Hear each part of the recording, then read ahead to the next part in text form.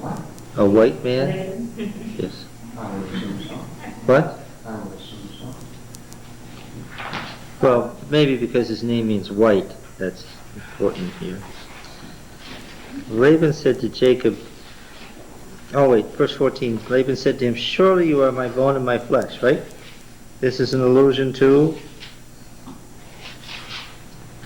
Adam and Eve, yes.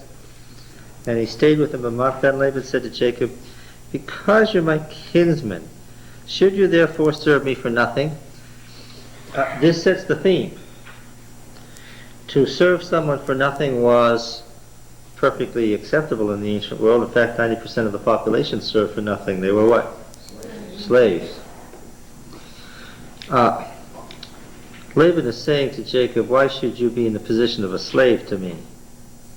I'll pay you because you're not a slave, because you're my family member.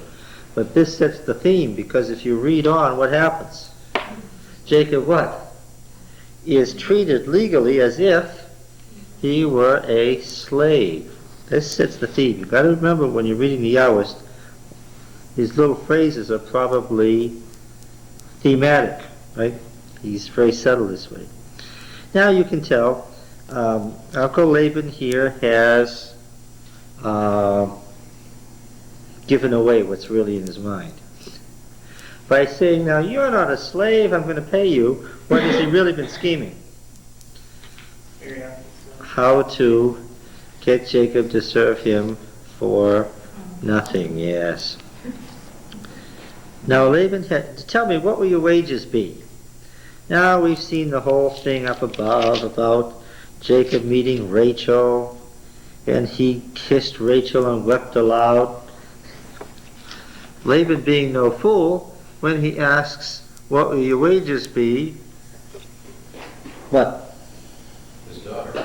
Well, he knows what the answer is, right? He knows what Jacob wants, so he's got it all set up.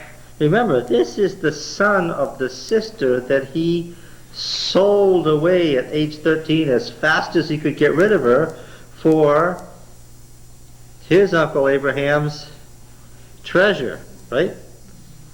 His little sister was nothing, because all he saw was that gold. Okay, now this is the son. Then Laban had two daughters. The nature of the older was Leah, the younger was Rachel. Did anybody think to find out what these names mean? Cow and you. No. That's what's at the bottom. Does it really? It seems like, I think Rachel, yeah, I think does mean a you or a she. A female of bearable age. Okay, now what does Leah mean? And this gives us a hint about what it was referring to. Leah is from the root that means what? It means, it's from the root that means weak. Means what? Weak. Well, yeah, that doesn't really mean weak, though. That's a play on words. So he does mean weak in one sense because he's playing on words. It also means delicate. Leah's eyes were weak or delicate, which means, well, both. What if Rachel is the one of bearing age, who can bear like a ewe, and Leah is weak, what can she not do? Yeah, that's the assumption of the text. Rachel was beautiful and lovely. These words mean two different things. One means shapely, and the other means beautiful facial features, beautiful to look at. One refers to facial appearance, and the other refers to form. All right, Jacob loved Rachel. He said, I will serve you 7 years for your younger daughter, Rachel. Now remember, he'd been going for a few days, according to his mother. And the 7-year thing again, the 7-year cycle is important. right? The 7-year cycle is important. Why? Because of the parallelism, we've been through this before, the parallelism of no, not completeness. We're talking about the parallelism of cycles. What type of cycles in particular? Cycles of 7 days and 7 years. The week of years, Leviticus 25. What I'm directing myself to here is that the learned doctor said to the audience at Pacific Union College, there's no such thing as a year-day principle in the Bible. There's only 2 obscure proof texts. And they don't prove anything. You understand what I'm saying? No, it's not 2 obscure proof texts. What is it? It's the whole concept of time that permeates the Old Testament. Time cycles are parallel by nature. 7 years. So he says, I'll serve you for a week of years. For your younger daughter Rachel, Laban said, it's better that I give her to you than that I should give her to any other man. Stay with me. So Jacob served 7 years for Rachel, and they seemed to him but a few days because of the love he had for her. Then Jacob said to Laban, give me my wife, that I may go into her, for my time is completed. So Laban gathered together all the men of the place and made a feast. In the evening he took his daughter Leah and brought her to Jacob, and he went into her. Laban gave his maid Zilpah to his daughter Leah to be her maid. And in the morning, behold, it was Leah, and Jacob said to Laban, what is this that you've done to me? Did I not serve with you for Rachel? Why then have you deceived me? What is the Yahweh's theme here? Oh yes, this is Jacob and Esau. He's playing the game here of the elder and the younger. Who had the right to be married first under Hurrian law? The elders. Oh, of course. And so, by wanting to marry the younger daughter, what was Jacob doing? He was taking away the older daughter's birthright. Oh, this is familiar stuff, isn't it? And so the Uncle Laban's answer is intentional. Laban said, it is not so done in our country to give the younger before the firstborn. And this is the whole, because this play and counterplay between Jacob and Esau is part of the theme of this section. Right.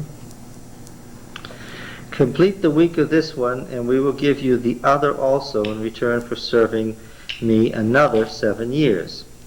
All right, so a day for a year is right here in this text. How long does Leah get to be a wife? 7 days, for which Jacob has worked for 7 years. Jacob did so and completed her week. Then Laban gave him his daughter Rachel to wife for, of course, another 7 years. Now he's got it up to 14 years. Laban gave his maid Bilhah to his daughter Rachel to be her maid. My RSV has these 2 verses, verse 24 and 29, in parentheses because they think they're out of place, and I don't think they're out of place.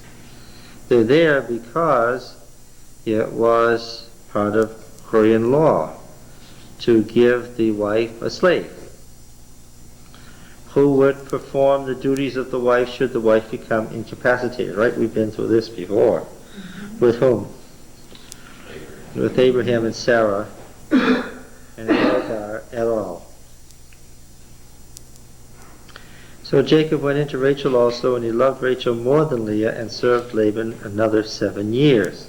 Before or after? After. After? After. But he didn't have Leah until he served the 7 years. That's right. Oh. Laban got soft-hearted then. Can you explain how Jacob would have been able to be fooled anyway? It's like, Oh yeah. Have you ever seen an Indian wedding?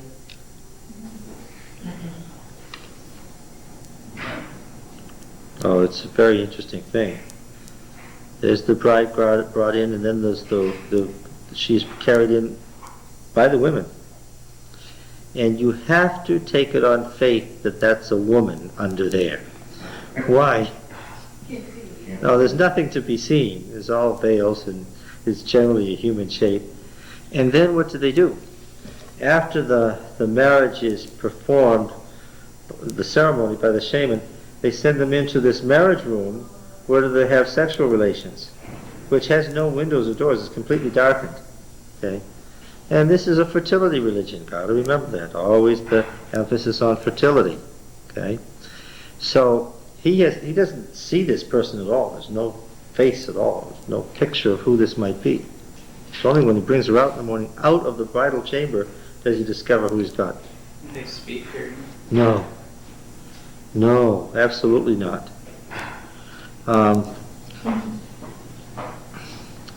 It would even be bad luck in the pagan sense of luck for the bride to speak. Besides which, Laban didn't do this without the cooperation of his daughters, did he? Did they have any say in it? No. On the other hand, they certainly weren't unlike their father. Later on, we're going to discover that when Jacob sneaks off with the children and Uncle Laban's treasure, what? Rachel took the guys. Yes, and Names. both the daughters cooperated fully in the deception on their father. So, would you say that they had inherited none of his character traits? I would say it was a chance to get back at him. Okay. Now, do you think this rivalry between the weaker sister and the younger sister had just developed? No. Do you think they both wanted to marry Jacob? I'm sure he had the money, right? We didn't really at this time. Well, but they knew what family he was from.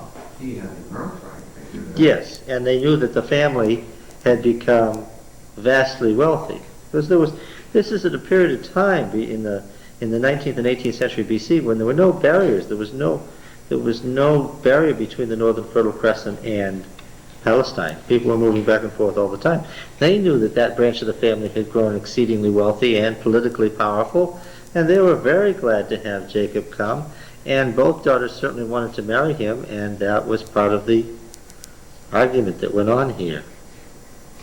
Did Jacob ever get any of his father's riches? Yes. And Leah probably reminded her father that she should be married, but wouldn't let her forget. Oh, I'm sure that this was a discussion that went on constantly, that if you want to marry Rachel to him, I have to be married first. And of course the father wouldn't have disagreed. Why? That makes it possible for him to get 14 years free. Well, wasn't there somebody else Leah could have married? He could have married her to? Anyone. But not and get Jacob's services for free. You don't think Laban had it all figured out in the beginning? What? Or What later? he would do? Yeah. Oh, I do think so.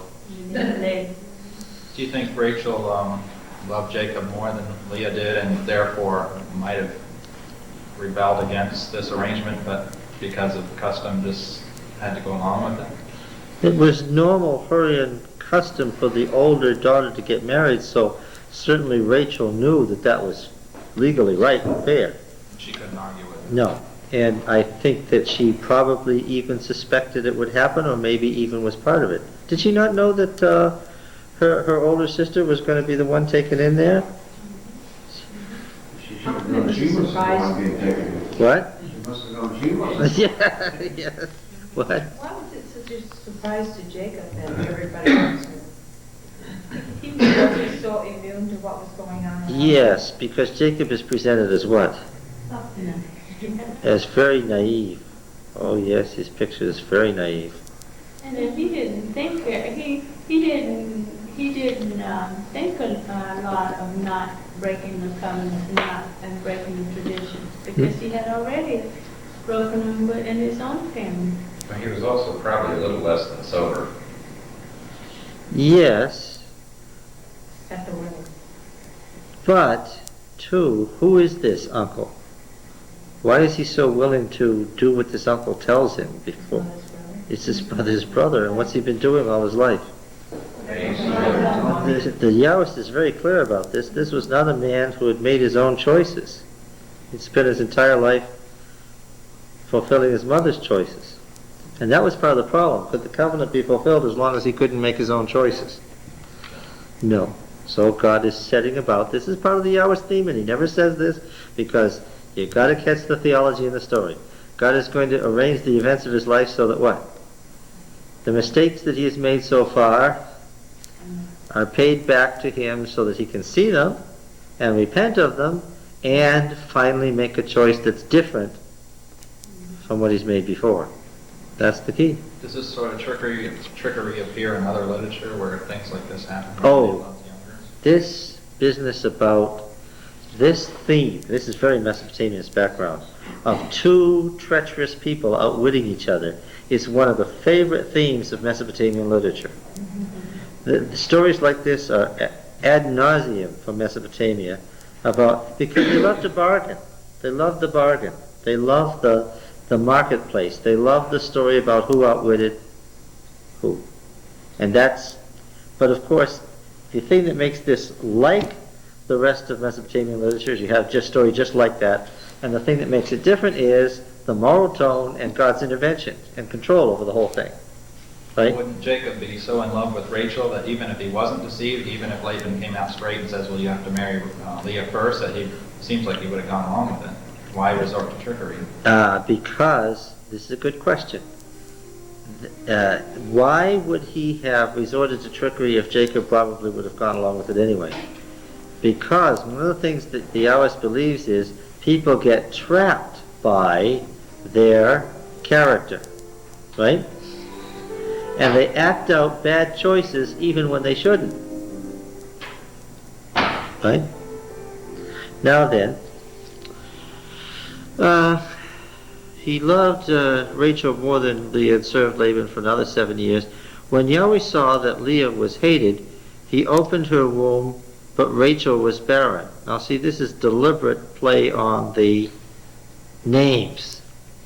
Because who's supposed to bear and who's supposed to be not able to bear? The opposite. Yeah, the other way around. But This is all agreed to. Why all of a sudden she hated? no.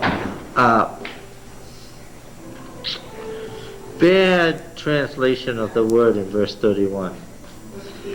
It's a Hebrew word, all right, but it's more common in Aramaic and much more common in Akkadian. I mean, you don't see it very often. And it means ignored, passed over. It says unloved here. Unloved? Okay. Tolerated spirit. Yeah. That's the sense of the word. Isn't it too often used in juxtaposition with a word which expresses preference so we get the contrast? Yeah. Well, yeah, so why would something like the RSV, which is a modern translation, when this word was already known? I mean, I think the first discussion of the true meaning of this word was in 1922 in the Harvard Semitic Studies monograph series. Why would the RSV have translated it hated? Because the Bible translations are based on traditions. The King James Version said hated, and what? It was their method to follow as closely to the prior wording as they could, except when the prior wording was so hopelessly afar from the true meaning that they had to change it. Yeah, so there's a good thing on a word. All right, when Yahweh saw that Leah was ignored or passed over, he opened her womb, but Rachel was barren. Leah conceived and bore a son, and she called his name Reuben, for she said, because Yahweh has looked on my affliction, surely now my husband will love me. She conceived again. That's kind of pathetic, isn't it? She conceived again and bore a son and said, because Yahweh has heard that I am hated, has given me a son also from Shema. She called his name Simeon. Again she conceived and bore a son. Now this time my husband would be joined to me because I've borne him 3 sons, therefore his name was Levi. She conceived and bore a son and said, this time I'll praise Yahweh, therefore she called his name Judah. Then she ceased bearing. fertility and bearing is a big deal in this particular story. Have you noticed that? And the two women have their counterpart, and their two maids have their counterpart in the flocks of Laban and Jacob. Right? And of course, you've got to remember the Yahweh is not only talking about the personal stories of all these people, he's also making his usual argument against the Canaanite religion, right? Because the Canaanite religion said what? Go through certain rites and practices, and just as surely as night follows day, just as surely as the sun gives life, just as surely as you should worship the rain, just as surely as seeds have life in them, go through these rituals and the gods will reenact their endless cycle, and what? And you will get fertility.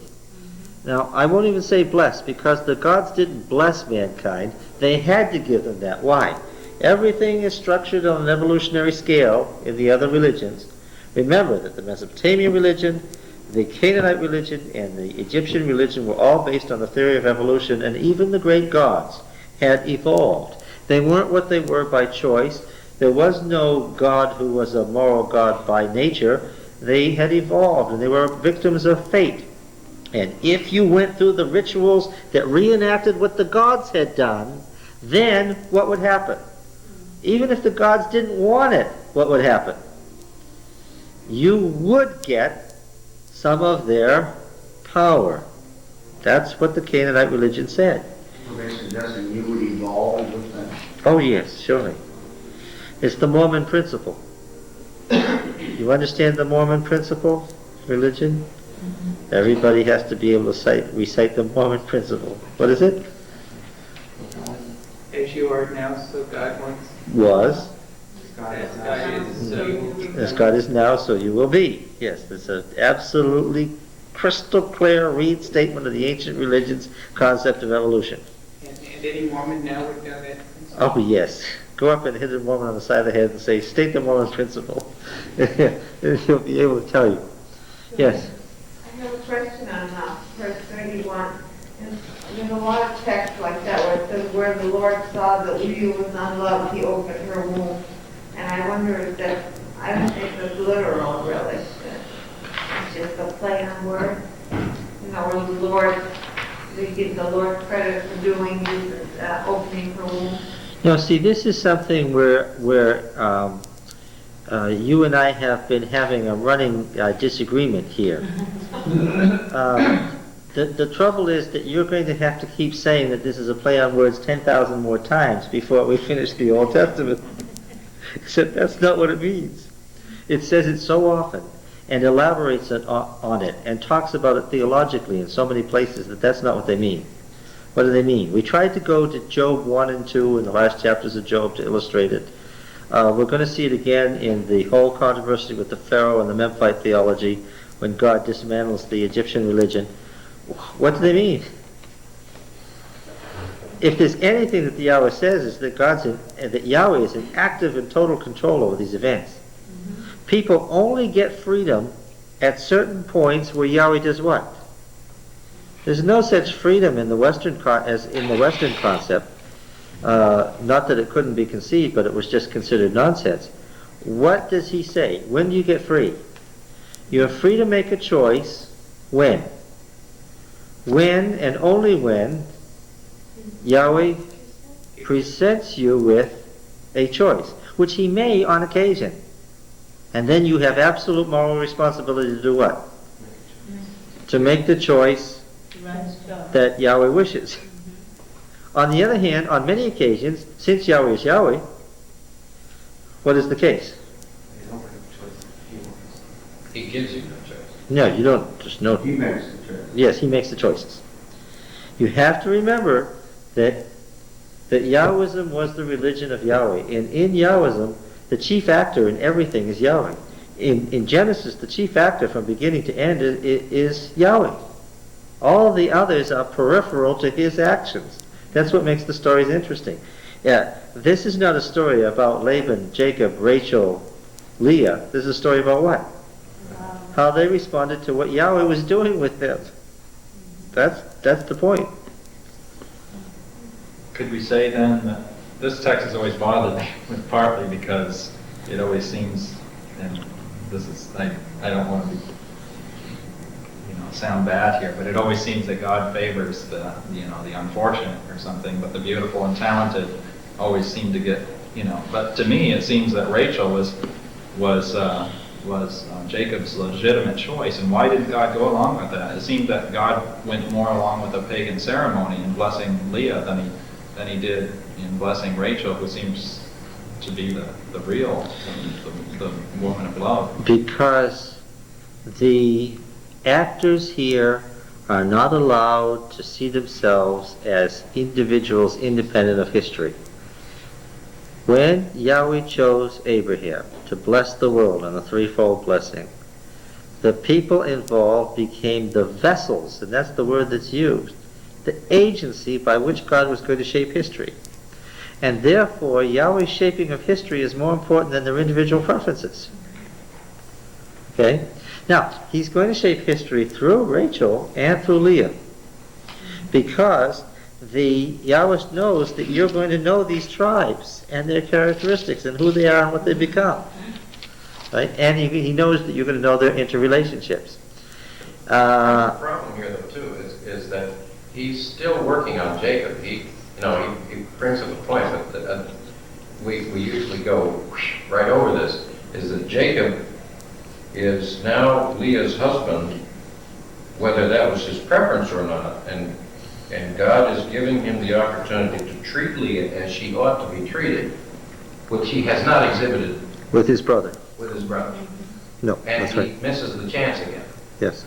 And so God is bringing him around to the same, keeps bringing him around to the same opportunity until he finally makes it. He even does it with Rachel. But on the other hand, Leah is older. At least we know she's older, but not how much older. And if Rachel is 13, 14 years old, she might not even have had her period yet. Yes, she could have been flighty. Yeah, she might not be able to get pregnant yet. Of course, the ethical question you must also remember is, the Yahweh never thinks that the patriarchs acted ethically. This is not, I think that I've mentioned to you before, that there is no similar literature as a national literature of any other ancient nation. What does the literature of Mesopotamia do when it wishes to describe the origins of, say, the Chaldean line? Oh, it tells you how their ancestors descended from the gods and all the wonderful things they did and so forth. There's no parallel literature that says what? Our ancestors, instead of being semi-divine heroes, were what? Human beings whom God used and what? They were constantly screwing up. Yes, and Yahweh had to carry them through the same ground. So it's okay for Jacob to make a mistake because Yahweh isn't done with him yet. If he's doing the wrong thing, that's okay. Because the Yahweh doesn't think he's the hero. Who's the hero? Yahweh's the hero, yes. Isn't that the same thing that happens today, though? Doesn't God keep bringing us back to the similar choices until we get it right? In the ancient mind, all life was linear or cyclic. Yes. Once you remember that, you know that the whole chronology here is predicated on going over the same ground again and again and meeting the same crisis again and again. We always say, it's time to move on. Yeah. It's time to move on. Yes. I still have a problem with this, John. Do it again. I believe that. Are we saying that God actually stopped Rachel from having children? Mm-hmm. Yep. These were the children of promise. They were the first multiplication of the promise to Abraham that in his seed, you've got to remember, all of these children are the products of God's intervention. Why? Because, who are they? They're the children of Jacob, but who was Jacob? The child of Isaac, but who was Isaac? the child of Abraham, whose wife was barren and who had a child when he was 100 years old. All these children are the direct result of God's active intervention making it possible. Because had nature carried out its normal course, what? None of these people would have existed. And Yahweh exercises absolute control over their lives. I'm thinking of another text, where Judah and Tamar, and it says that she waited for the brother, and this brother died, and another brother died, and it kind of blamed the Lord for doing it. And this reminds me of this text here. That's all right. She was quite... Did God really slay one brother after the other? Yeah. You believe he literally slayed them? Yes, because they followed the Canaanite religion. And one of the things that the Yahwist wants you to know is, if you follow the Canaanite religion, what will happen? God will kill you. God will kill you. He may kill you through natural means, or he might kill you through an Israelite's hand, but one of the things you've got to know is that the book of Genesis is a polemic against the Canaanite religion. Oh, there's a big statement of purpose. So basically, this view of reasoning in the Old Testament would rule out abortion completely because you would be going against God's will. Yes. That's true. Especially if you read the family promises. Yeah, and of course it helps to know that the Canaanites practiced abortion. That helps to know that. Yes, it was one of the things that you did. We're scared, I think, after the kid was born. They sacrificed them. Yeah, it's pretty hard to figure. You look at a baby and you say, now could I bring this baby alive? Just to get fertility for myself? Yeah, that's amazing that they did that. Now, in the long run, however, when I read through this before, it seemed that while Judah came through the line of Leah and through him Christ, yet Joseph and Benjamin are the shining examples. Oh, now we're doing exegesis. Yes, we don't know anything about Christ. That's not the exegesis means that we're going to have to pretend that we don't even know those things yet. I guess all I'm saying is that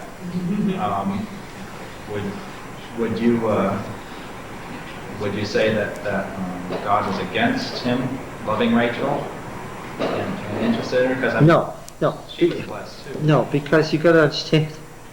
Again, what does Yahweh know? Yahweh knows what the situation he has set up is, and he knows what else. When he allows for a choice, what does he know? What? What choice is going to be made? And he knows what effects that choice will cause. And he knows what he will do next as a result of that choice. Yeah. When Rachel saw that she bore Jacob no children, she envied her sister. She said to Jacob, "Give me children or I shall die." Jacob's anger was kindled against Rachel, and he said, "Am I in the place of God?" Notice the use of the Elohim there. "Who has withheld from me the fruit of the womb?" Then she said, "Here is my maid Bilhah. Go into her that she may bear upon my knees." The very wording of the Hurrian text, the wording that we saw for Sarah, and even I may have children through her. So here we're back to the legal thing of, I don't have any rights, I'm not going to inherit, I'm not a true wife unless legally I have children. Requirement of Hurrian law that she provide him with children or lose her status and become an outcast and starve to death. Not to mention the rivalry with her That was sister. still carried on after all those many decades, that law. Well, these family laws in Mari lasted for centuries. It was a very conservative society, and things didn't change on the social level very much. Right? There's great change in our society due to the communications more than anything else. That was a very conservative society. Most people in the ancient world at this time never traveled more than 50 miles from their own home, except for the actual nomads and caravaneers who carried culture back and forth. Now, when you have a society where people physically don't move around very much, you have a very stable society. Right? There were people in northern Israel in David's day who'd never seen Jerusalem. Never would. Why? 75 miles away. Right. So you couldn't afford to travel that far. No, That was well, 2 weeks, a week there and a week back, your farm would die. that's right. You're, Wow, too wide. there's absolutely, when you're tied to the ground as they were, that was the curse, right? Bilhah became a wife, and Jacob went into her, and Bilhah conceived and bore a son for Jacob. Rachel said, God has judged me, and so we have Dan. Rachel's maid Bilhah conceived, and here we have with mighty wrestlings I have wrestled with my sister and have prevailed, so she called his name Naphtali. When Leah saw that she had ceased bearing children, and of course when she saw what her sister had done, what did she do? She took her maid and gave her to Jacob as a wife. Do you get the idea that these two girls aren't going to give up? How many of the people who came out in the Exodus were descendants of Abraham?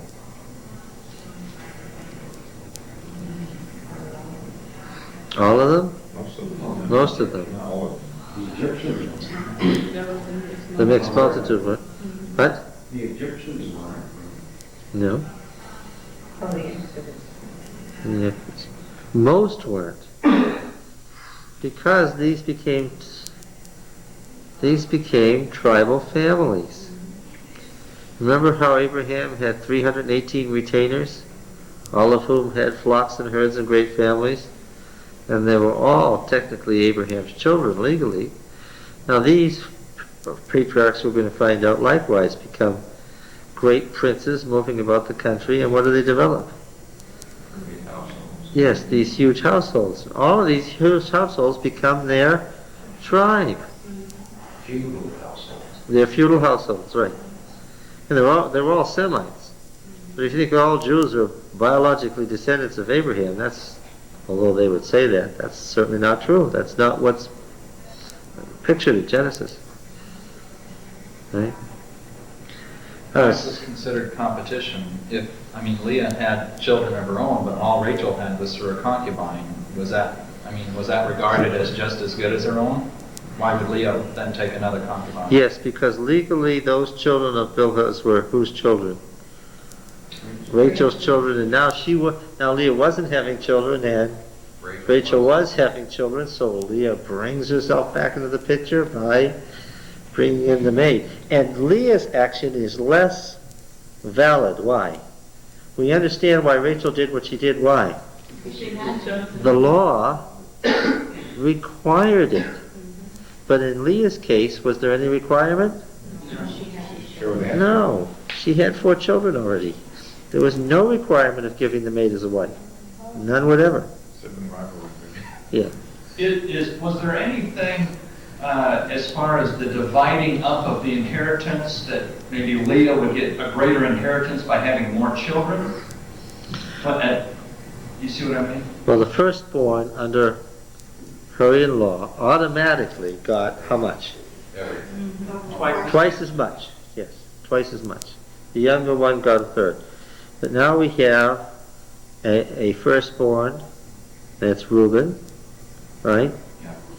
Now we've got another firstborn, Dan, right? Then Gad, right? Yeah. So what do we ultimately end up with? Ultimately we end up with 4 firstborn children. Now we're going to have fun. Because the question that is going to become immediately, is Reuben the designated child of promise who will receive the special blessing? So now it's twofold from Isaac. Well, we've had trouble with 2 children. Now we have 4. Joseph is the one that really gets the birthright. Well, we don't know that yet. Slap, slap.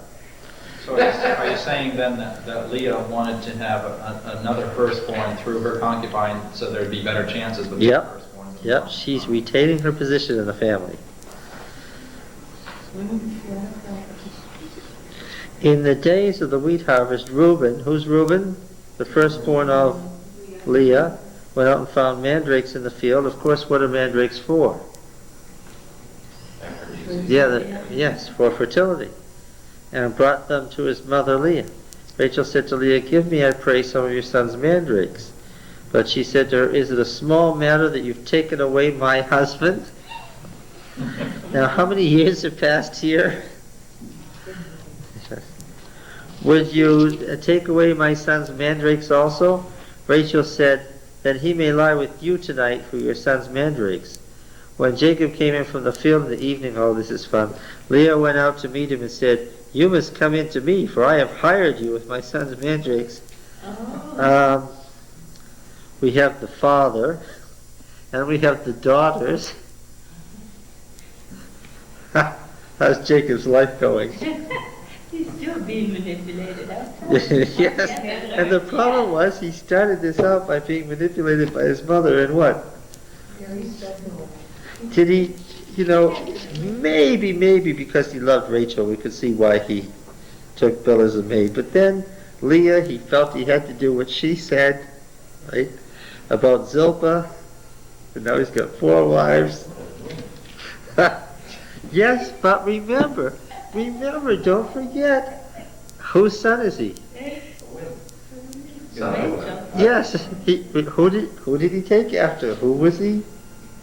He was Isaac's son. What happened to the one who was like the mother? Who was the mother who's like the uncle? What happened to him? He's out with the wild men, the 400 men, marauding the edges of civilization and killing people. Right? Remember, these are God's own chosen people here. All right? These are the best of the best. And God hearkened to Leah, and she conceived and bore Jacob a 5th son. Leah said, "God has given me my hire because I gave my maid to my husband," so she called his name Issachar, which she sees as having done the right thing. Leah conceived again, and she bore Jacob a 6th son. Leah said, "God has endowed me with a good dowry.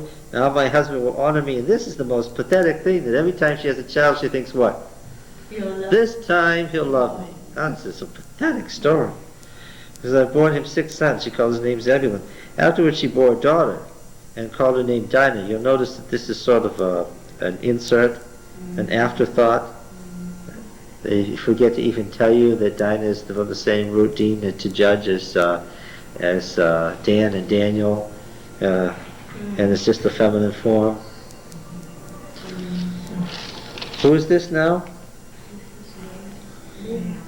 This is Leah and Bilhah, Rachel's maid, who was given legally in Rachel's behalf. The oldest son's name was Dan, and she names her daughter Dinah.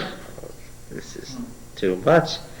Then God remembered Rachel, and God hearkened to her and opened her womb. She conceived and bore a son and said, "God has taken away my reproach." She called his name Joseph, saying, "May Yahweh add to me another son." I don't know if you can catch it in the narrative because it's very subtle, but this is one of those double narratives like we had in the flood with 2 different names. For instance, right here, what do we have? We have Joseph from the root Yasaph, to reproach, and Yasaph, to add. We have a double naming here, and all the way through we get double namings. There are 2 different traditions about each of these names. They don't mean the same thing. But remember, they love to multiply and pun on words, and the words themselves have meaning and determining character.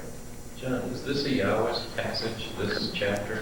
Basically, it is a Yahweh passage like the flood, which stands all by itself, but then it is heavily edited and altered by the Elohist, who adds details that he thinks are essential for you to know. Because what's the word being used here? It's Elohim. It's Elohim, isn't it? Most of this chapter. Well, you see that he frequently says Elohim, God, when it's on the lips of the speakers, but the basic narrator says, who is it? It's Yahweh who's doing all of this. I read an interesting article that said you can take the Yahwist passages and put them together and get a beautiful book. But if you take the Elohist passages and put them together, you get a disconnected snippet of this and that that doesn't connect to anything. It doesn't make any sense. Now the author's argument was there never was an Elohist work parallel to and like the Yahwist work. There isn't any such piece of literature and evidence. What is there? There's evidence that an Elohist editor has what? Altered the text where he felt it was necessary that you have more information, so that it continued to say what it said and also said more things that he wanted it to say. Yeah. With all this sounds foolish that Leah would try to do all this to get Jacob to love her, but I was just thinking, we do the same thing today, really. What people will give up to get somebody to love them. No, he's following a theme. You're right. He's following a theme. Back to the triple curses. What was it? So the woman's desire will be to her husband. And what? And that desire and that affection and that longing would never be fulfilled, and the disappointment would be most seen in childbearing, right? Because the man's mind would always be where? Yes, on the soil, on the production, on the growth. The man's concern is not matched by the woman's concern. The woman's concern is for the man. The man's concern is not for the woman. The Yahwist's attitude toward that is very, very strict. And he's saying that in these stories. Jacob is fulfilling the curse that was on the men, the males. And these 4 women are fulfilling the curse that's on the females. They have concern for him in a way that what? According to the Yahwist. He did not and what? Could not have for them.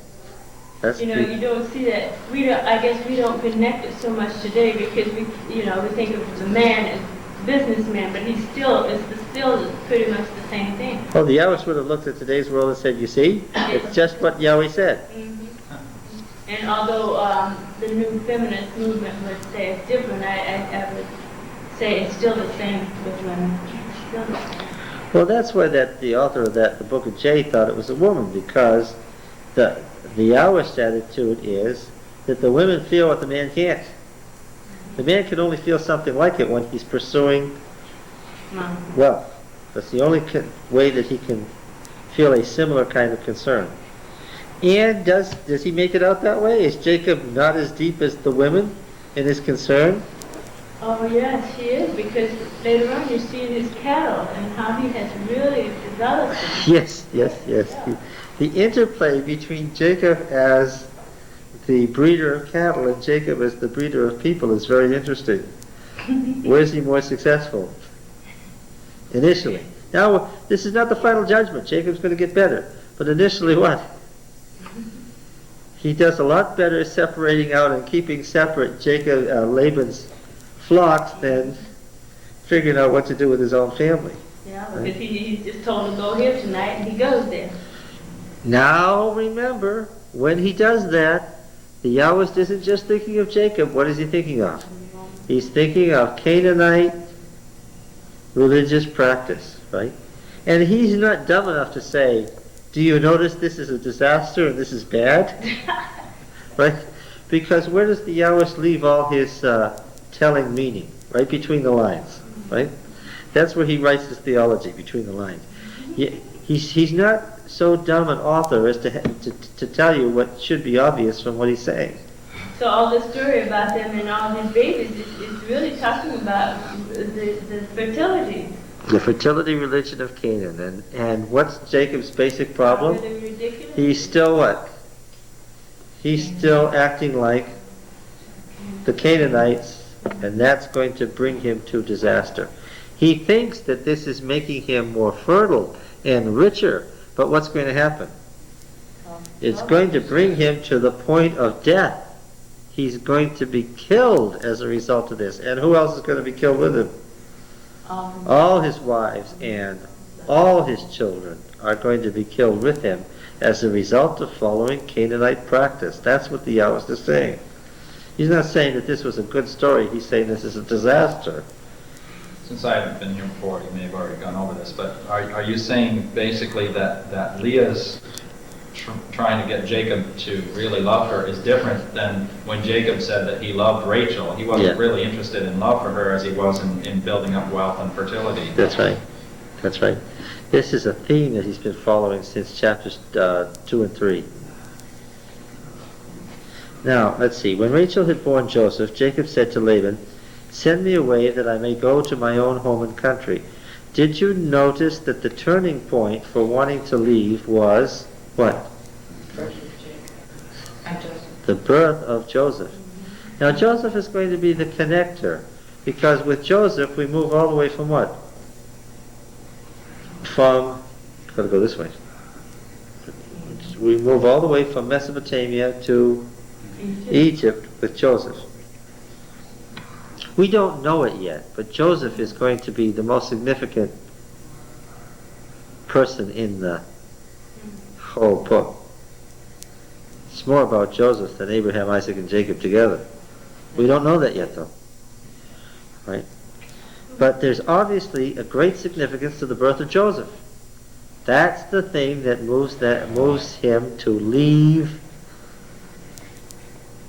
Mesopotamia. Why? This son is Rachel's son. And as far as Jacob is concerned, what?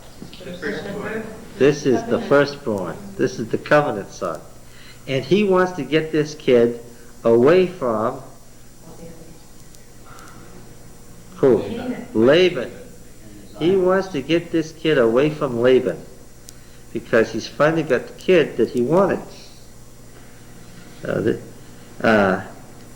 Send me away that I may go to my own home and country. He also says, verse 26, and this is very telling, give me my wives and my children from whom I've served you, and let me go, for you know the service which I have given you. So is this an effort to get back to the soil with it, like with Abraham staying in the area, the promised land? This is Jacob's effort, totally backside to and upside down. Jacob's clearest understanding of trying to fulfill the covenant to Abraham, because he thinks that Joseph is the covenant child and has to be where? In the covenant land. Now, one of the great ironies that the Yahwist is going to tell us is that the more Jacob tries to make Joseph the covenant child, what? The worse mess it is.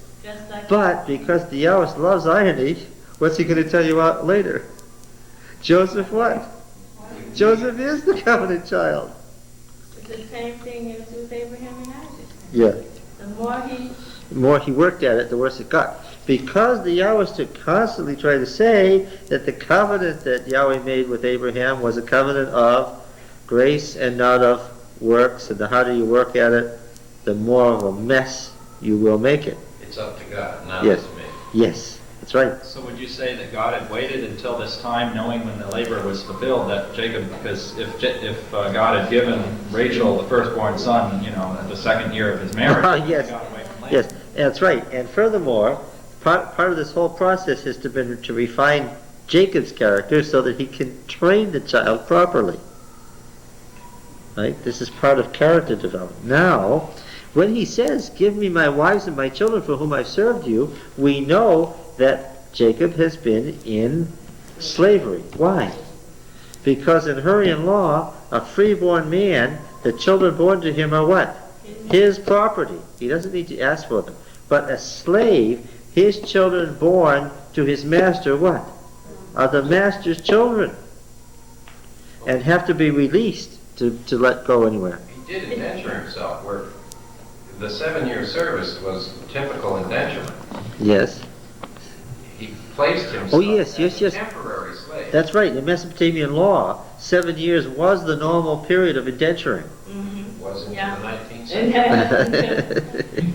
Yeah, is this a foreshadowing then of what will happen to the whole nation? I mean, because it seems like it's a parallel to what's happening to his descendants as they go down into Egypt. There's a story about the day of the Lord being like a man who fled from a lion and a bear met him. And when he fled from the bear into the house, he leaned panting against the wall in relief, and there was an adder there, and the adder bit him. Yeah, what we're going to have is Jacob's going to run away, all right, but soon enough, he's got Uncle Laban's sword point behind him, and what? Brother Esau's sword point in front of him. He's about to get himself into the worst mess imaginable. Now then, let's see how this happens. Laban said to him, "If you will allow me to say so, I have learned by divination, that is by omens, that Yahweh has blessed me because of you. Name your wages and I will give it." Now, the question is whether Jacob has learned anything by experience. And this is the same offer as before. But what? I don't take Jacob to be the young, naive man that he once may have been now. Why? Jacob said to him, "You yourself know how I have served you, and how your cattle have fared with me. For you had little before I came, and it has increased abundantly, and Yahweh has blessed you wherever I turn. But now when shall I provide for my own household also?" Meaning, all this wealth is yours, not mine. I don't have anything, I've been a slave. He said, "What shall I give you?" And we're back to the bartering. Jacob said, "You shall not give me anything. If you will do this for me, I will again feed your flock and keep it. Let me pass through all your flocks today, removing from it every speckled and spotted sheep and every black lamb, and the spotted and speckled among the goats, for such shall be my wages. So my honesty will answer for me later when you come to look into my wages with you," or to go over my wages, it says literally. "Every one that is not speckled and spotted among the goats and black lambs, if found with me, shall be counted stolen." Laban said, "Good, let it be as you said." Now, Haran was a very large city in Mesopotamia, in northern Mesopotamia, and Laban is a thoroughly citified man. And we have to remember, what's the Yahweh's attitude towards cities and city people? He despises cities, and he despises city people. And his sympathies are lying with whom here? Even though he doesn't think he's got a very good character, where are his sympathies? His sympathies are entirely with Jacob. And how he's presenting this story is, Laban is too stupid, being a city person, to figure it out. Which is what? You give me all the spotted and speckled ones, and I'll keep them for myself. What will Jacob do? Because by now, he has presented Jacob as a good breeder. Because Yahweh blesses him when he breeds. So what? You know what's going to happen. Everything's going to start turning spotted and speckled. Yes. But Uncle Laban, being a city person, is too stupid to figure it out. That's how it's being presented here. "Good, let it be as you've said," he says.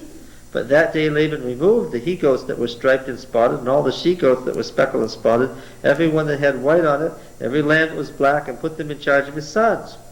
And he set a distance of 3 days' journey between himself and Jacob fed the rest of Laban's flock. So he said, okay, he's going to get the spotted, the speckled, and the striped ones. That's what he's agreed to. He's entered into a covenant with me. Now, if I leave these spotted and speckled and striped males in the flock, what will he do? He'll breed them, and he'll get spotted and speckled and striped things. So he gave those to his sons, and took them away a 3 days' journey, thereby, he thinks, making it impossible for Jacob to breed spotted, speckled, and striped animals. So Laban never had any intention of carrying out this covenant correctly, right? Oh, it's pretty clear to me. Uncle Laban expected what? That he would go down to his grave in old age wealthy, and who would still be his slave? Jacob, you know. That's right. Jacob may have been 110, but Laban would still have him there as his slave. Do you see any play on the idea in verse 27 where Laban says, "I've learned by divination, the Lord has blessed me because of you," and Jacob is replying through this form of superstition by getting the speckled goats? The Yahwist is into a whole bunch of things here that are absolutely forbidden in the law code in Leviticus. You can't consult Yahweh by divination. If you do, what's the penalty? Yahweh will have you killed if you try to consult him by divination. The Yahweh knows that, and what? So does his audience know it, because we're supposed to be his audience, reading as the original readers are reading. Furthermore, it goes without saying, when you read the family laws in Leviticus 18, a man may not under any circumstances marry two living sisters. This is an outrage that is, again, carried out by the Canaanites. It's an abomination, which is his technical word for something that you ought to be killed for, because that's what the Canaanites do. Right? Yeah. And as you go along, this statement, I've learned by divination, is blasphemous, and he expects you to just get your hackles up that Laban would say such a thing. It's blasphemy. Yeah. Christian, a lot of people would be like, if having more than one wife was something that's wrong, then why wasn't it something that, like, God told Abraham right off, you shouldn't do this? I mean, God told Abraham a lot of other things too, so why would he just sort of let him do the wrong thing? Not even let him. Present him with a choice, knowing what? Knowing that he's going to choose the wrong thing. What is the Yahweh's attitude toward this? Yahweh doesn't, in the patriarchal period, tell the patriarchs, you may do this, you may not do that, and give them a law code. Why? The code is or is not known, according to the Yahwist. The code is known. Can you quote a verse? Where all three categories of law, commandments, statutes, and judgments are all mentioned, civil code, religious ceremonial law, and the Ten Commandments are all mentioned in the proper Levitical sequence, and says that Abraham has carried those out.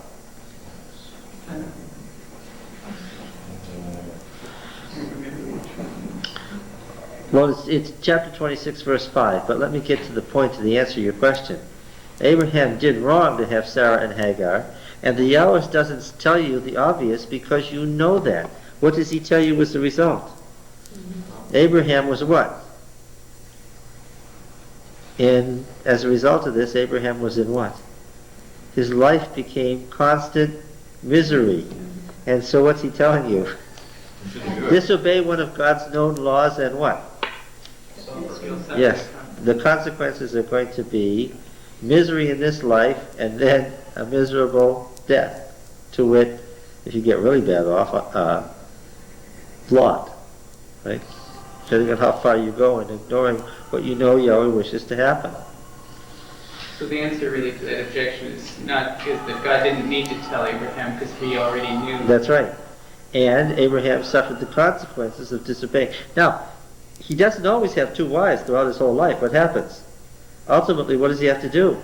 He has to lose the older son that he loves and the wife, and he's back to being monogamous, and thereafter he has one wife at a time.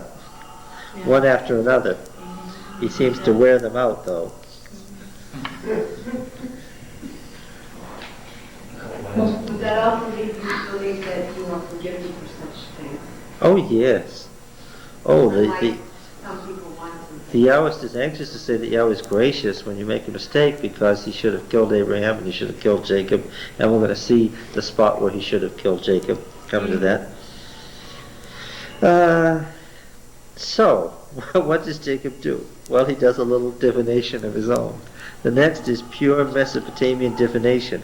Jacob took fresh rods of poplar and almond and plane tree, and of course these are all trees that belong to sacred groves. That's not by accident. Mm-hmm. These are all trees wherever you find water. They're trees that are symbols of what? Life. Fertility. The tree, the almond tree, was the 7-branched candlestick. And a synthetic study of that shows that that 7-branched candlestick represented the fertility of Israel. Oh, we say it represented Jesus Christ, the light of the world. No. That's typology. Oh, I wish there were a good spokesman for typology here. That's later interpretation. What did it mean at the time? It meant that Yahweh gives fertility to Israel. All right, now then, these happen to be, in particular, if you want to be even more precise, these happen to be symbols of female fertility in the sacred groves. This is the fertility of women, of females. And Jacob took these rods of poplar and almond and plane and peeled white streaks in them, exposing the white... Oh, so the priesthood was going to bring fertility to Israel. It was Aaron's rod that what? That budded. Fertility was going to come through the priestly tribe. Yeah? Poplar, almond, and plane tree, and peeled white streaks in them, exposing the white of the rods, the interior venous structure where the fluid is. Because by now it's not going to be really tough for you to figure out what the fluid is. What is the fluid? It's semen. Yes, by now you're thinking like ancient minds. You can see it coming, right? He cuts these things that represents female fertility, and out comes this ooze of life-giving male fertility. Oh, Jacob's playing a little game of fertility religion here. He set the rods which he had peeled in front of the flocks in the runnels, in the watering troughs. That is, in the watering troughs. You can tell this is from a later period when they didn't use those words, when the flocks came to drink. And since they bred when they came to drink, their flocks bred in front of the rods, so the rods brought forth striped, speckled, and spotted. Jacob separated the lambs and set the faces of the flocks toward the striped, and all the black and the flocks of Laban. He put his own droves apart and didn't put them with Laban's flock. Whenever the stronger of the flock were breeding, Jacob laid the rods in the runnels before the eyes of the flock. They might breed in the rods. Isn't this pagan? Yeah, it is. Rachel stole her father's household gods. They are still semi-pagans. God is working with them, but they're semi-pagan. All right. The question comes: why? This is such a mess. Why didn't God go get a better family? Such a mess. Because God is the God who acts on history, and He's bringing and developing this. Yes. And so many times we think they're supposed to come full blown. That's right. That's right. And of course, you've got to understand the reason God didn't go get a better family is what? There wasn't one. This is it. This is the best. This is the cream of the crop right here. Yes. It's really a rebuke to those people who say that the church is Oh yes, I mean the church has so many problems in it. That should be a good reason to leave it. but also with God, He was bringing them out to perfect them. Yes. Yes. This is and some of them were not. They were some of the worst of the people too. Wait till so far these children are just children, and we have to think of them as little children. But wait till these 12 kids grow up.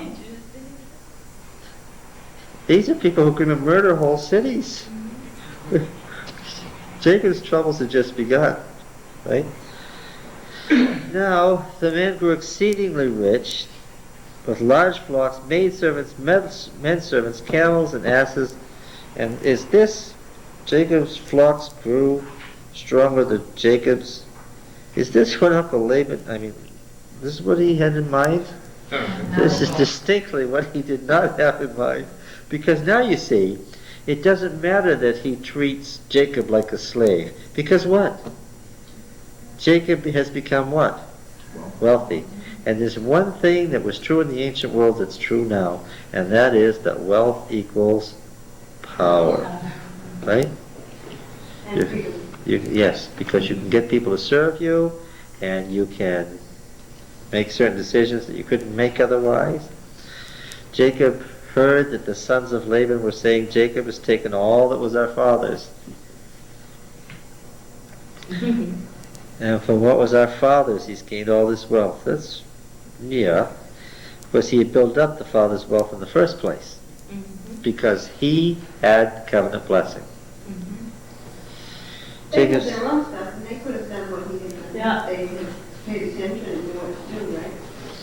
Why should they pay attention and know what to do? They're city people when they have Jacob there to do it for them. But I mean, right at the beginning, they separated out, and he got all the good stuff, and Jacob got all...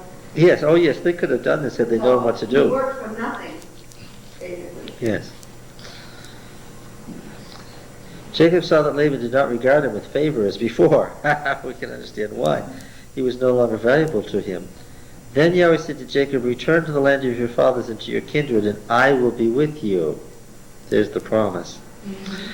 So Jacob sent and called Rachel and Leah into the field where his flock was, and said to them, I see that your father doesn't regard me with favor as he did before, but the El of my father has been with me. You know that I have served your father with all my strength, yet your father has cheated me and changed my wages 10 times. What's the base for the number system in Mesopotamia? Yeah. But El did not permit him to harm me. If he said, the spotted shall be your wages, then all the flock bore spotted. If he said, the striped shall be your wages, then all the flock bore striped. Thus God has taken away the cattle of your father and given them to me. In the mating season of the flock, I lifted up my eyes and I saw in a dream. Now, remember what I've said about the Elohist before. How does God communicate to people if you're the Yahwist?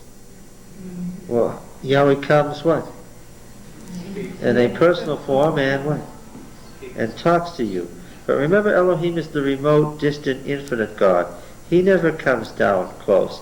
How does he communicate? Always. Every time the Elohist has him communicating directly, it's what? Every single time. It's what? It's in a dream. Two distinctly different, the personal and the infinite. All right. Yes. God has taken away the cattle of your father, given them to me. Verse 10, in the mating season of the flock, I lifted up my eyes, and I saw in a dream that the he-goats which leaped on the flock were striped, spotted, and mottled. Then the angel of God said to me in the dream, Jacob. And I said, here I am. And he said, lift up your eyes and see. All the goats that leap on the flock are striped, spotted, and mottled, for I have seen all that Laban is doing to you. I am the El of Bethel, the God of the house of God. Remember the Bethel covenant? Where you anointed a pillar and made a vow to me. Now arise, go forth from this land and return to the land of your birth, presumably to Bethel, where the covenant was made. Then Rachel and Leah answered him, is there any portion or inheritance left to us in our father's house? Are we not regarded by him as foreigners? For he has sold us and has been using up the money given for us. That is the dowry. All the property which El has taken away from our father belongs to us and to our children. Now then, do whatever El has said to you. Do it. Did you notice where he went to plot with his wives? In the field. Of course, there are many reasons for this. What's the most obvious? Laban is presented as what? As a city person who's too incompetent to do what? To go out into the field and handle things there. So Jacob arose and set his sons, his wives on camels. He drove away all his cattle, his livestock which he had gained, the cattle in his possession which he acquired in Paddan Aram, to go to the land of Canaan to his father Isaac. Laban to his father Isaac. We expect what? I think it'd be dead. His mother. East of the land. Yes. Meaning what? Yes. Laban had gone to shear his sheep, and Rachel stole her father's household gods. Once again, the Yahwist is too far removed from the events to understand them. He frequently passes on the facts of the story while showing you that he doesn't really understand them. While he makes much of the stealing of the household gods because it shows that she is still Canaanite, the actual reason she stole them is quite different. The teraphim, the teraphim went into little niches in the houses. And they were the idols or the representations of the household gods. Just as El was the household god of Abraham, Isaac, and Jacob, these gods were the household gods of Laban. And they were also the means by which in Mesopotamian society, particularly in Amorite society, particularly in Hurrian society, the birthright was passed on. Whoever was given by the father the household gods was the person who what? Inherited the father's wealth. What you don't know is that Rachel has now decided to cheat Leah one more time, and not to mention her brothers. What has she done? She has stolen those things by which, when her father dies, she can claim all his property. Now, yes, I used to say all the time when I was teaching her Old Testament that Jacob and Rachel deserved each other because they were both the younger children who what? Who were determined to cheat their siblings. But she had, I mean, she's learned it from her dad too. Oh yeah, But yeah. she was able to do it by herself. She didn't need mommy to. No, because she's the continuation of. The Yahwist has this interesting streak about him. He's sympathetic to women, but what? There isn't a single male character in Genesis who isn't manipulated by women. Listen to what I just said. There is not a single male character in Genesis who is not manipulated by women. Beginning with Adam. Not a single male character today, but Well, but that's part of what he sees as the curse. The woman's desire is for the man, and so what does she end up doing? Manipulating. Yes. Since he doesn't naturally respond, what does she do? What? Yes. And he says this is a result of sin. This is a result of the curse that Yahweh put on the world because of the sin. That's a very interesting character. He has a strong feeling about women. He says, at the one hand, that God cursed them and made them inferior, but he also put this curse on them that the desire is to the man, and therefore they have to end up, since he's not aware, they have to do what? They have to manipulate to run things. And so he's got this strong feeling. Because she listened to the serpent, and he's no doubt. Yes, that's right. It's all a result of the original sin as far as he's concerned. Now, you don't get any sense, do you, of women as not being influential or part of the narrative in Genesis? Oh no, and there's not just women around. What are there? There are particular women who are strong personalities in their own right in the story. It's not like, sometimes when you get the Gospels, you had Jesus and the disciples, and then there's these women who are sort of there. Well, that's Greco-Roman society. There's nothing like this in Genesis. What? There's Abraham, and there's Sarah, and you know very much about her. You know as much about her, and also how she's going to handle him as you know about him, right? And you do have this picture. You don't see men trying to manipulate women or running the women, what?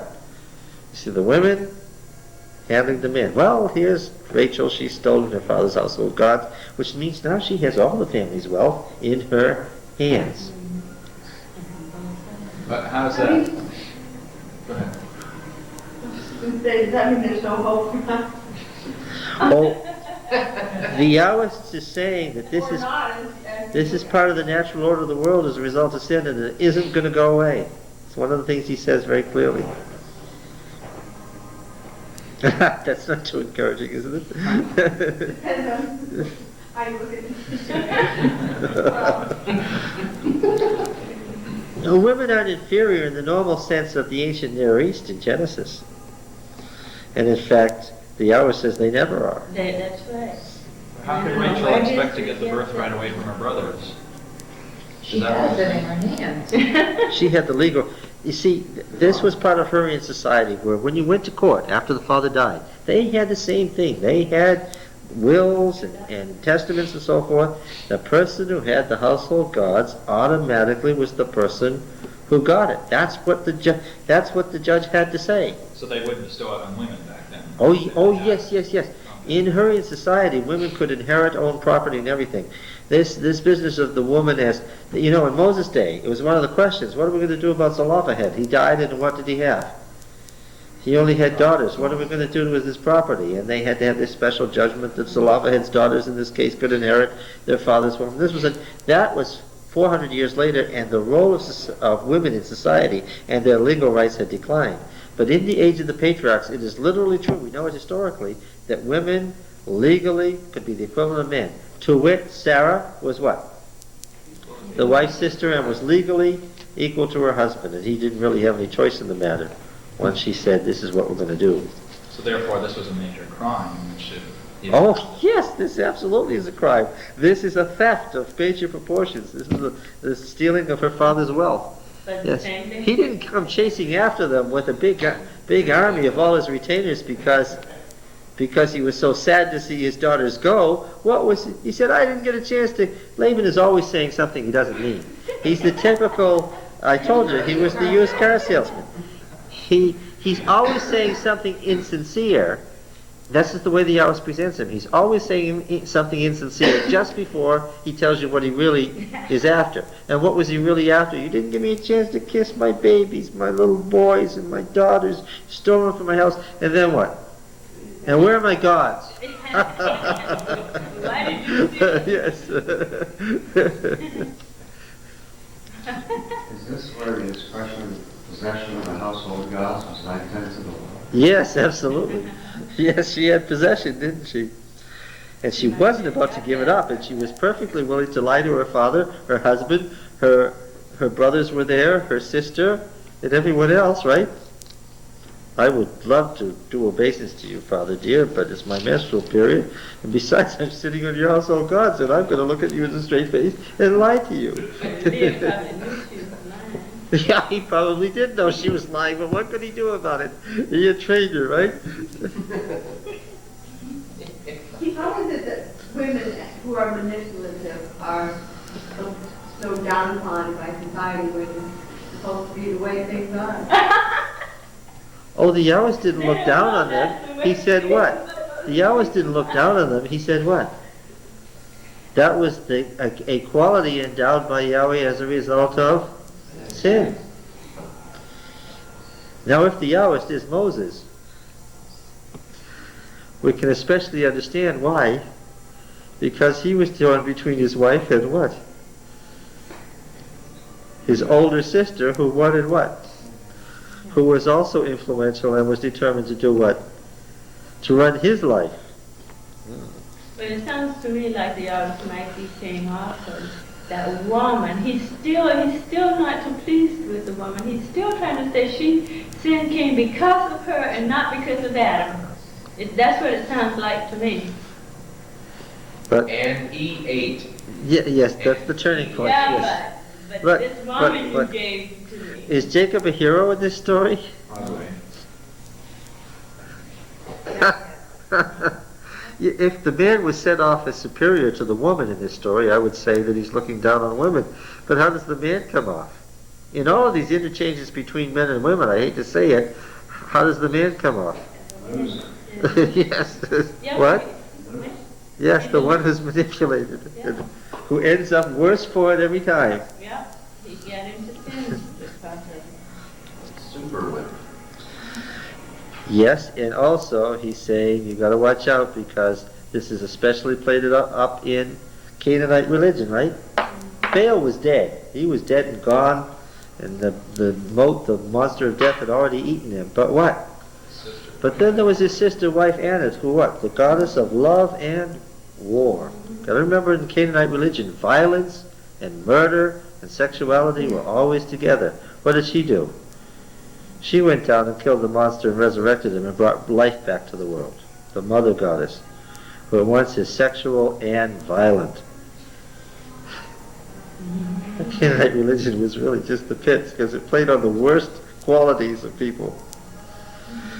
Now then, Life and death, though. yes, life and death, right. It was an endless completing cycle. Death had to complete life and life had to complete death. Now then, I don't think that even the Yahweh understood the full implications of why Rachel did this when she stole the house of gods. Jacob outwitted Laban the Aramean in that he did not tell him that he intended to flee, and he fled with all that he had and arose and crossed the Euphrates and set his face toward the hill country of Gilead, which is Transjordan, what we could call the kingdom of Jordan today.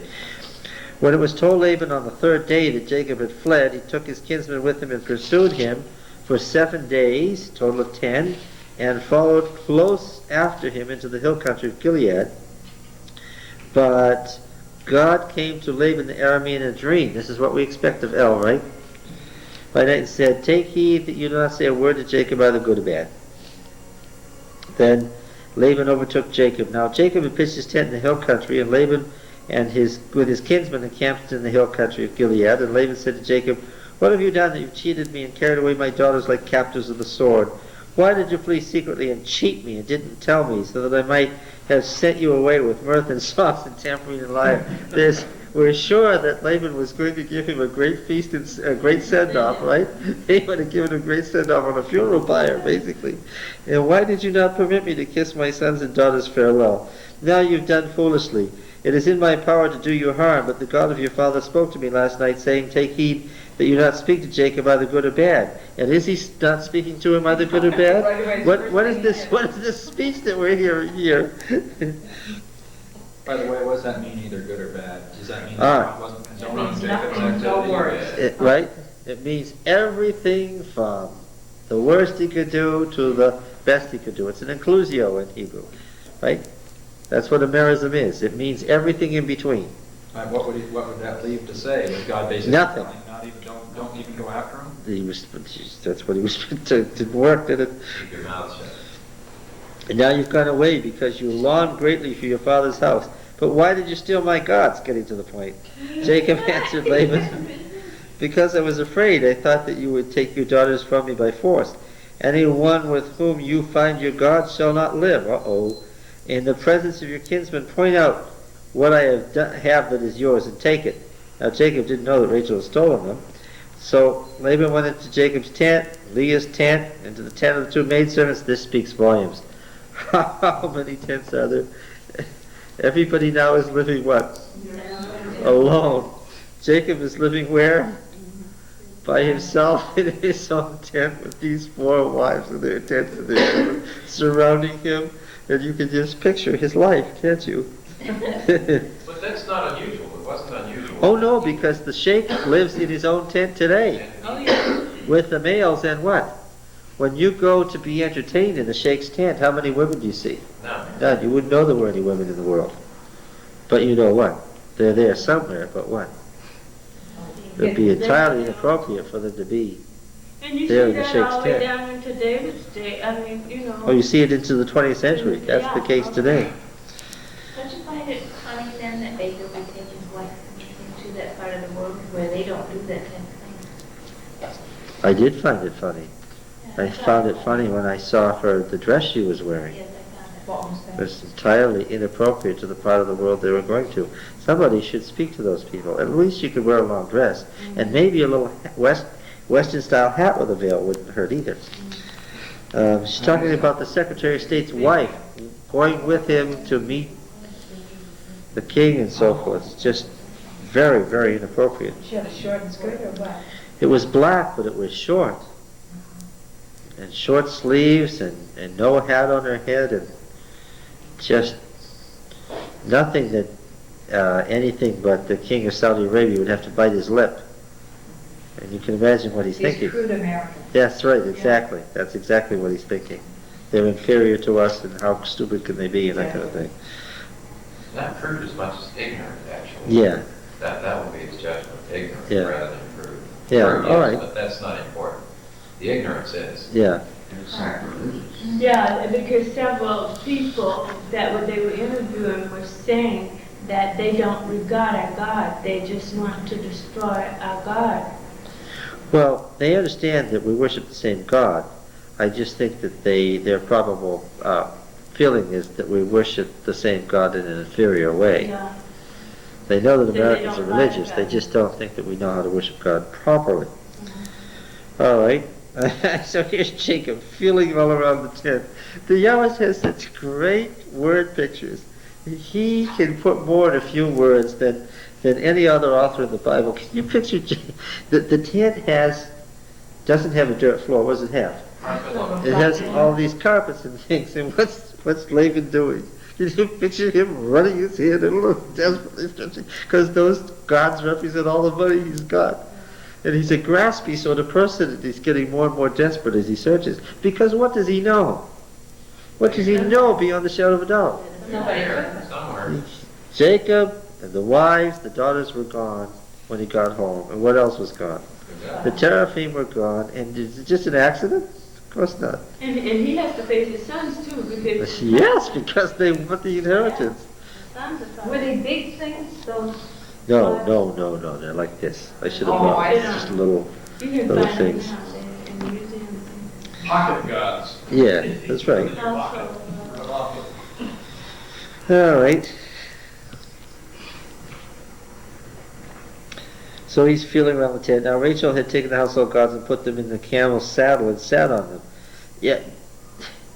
Did she suspect he might come looking for them? oh, she knew. Oh, I think that this whole thing was, I mean, that- all these people knew each other by now very well and could predict each other's reactions, right? And so she knew exactly what she was going to do. Let not my Lord be angry that I cannot rise before you, for the way of women is on me. So he searched but didn't find the household gods. Then Jacob became angry and upbraided Laban. Jacob said to Laban, what is my offense? What is my sin that you've hotly pursued me?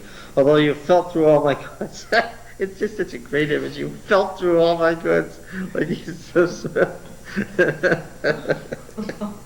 Jacob told you, okay, you felt through all my goods now. Is that good enough for you? Set it here before my kinsmen and your kinsmen, that they may decide between us two. These 20 years I've been with you. Your ewes and your she-goats have not miscarried, and I have not eaten the rams of your flock. That which was torn by wild beasts I didn't bring it to you. I bore the loss of it myself. Of my hand you required it, whether it was stolen by day or stolen by night. And thus I was by day that he consumed me, and the cold by night my sleep fled from my eyes. These 20 years I've been in your house. I served you 14 years for your 2 daughters, and 6 years for your flock. And you've changed my wages 10 times. If the God of my father, the God of Abraham, and the fear of Isaac had not been on my side, surely now you would have sent me away empty-handed. God saw my affliction and the labor of my hands and rebuked you last night. Then Laban answered to Jacob, the daughters are my daughters, the children are my children, the flocks are my flocks, and all that you see is mine. This is pretty good for somebody who wasn't supposed to say anything.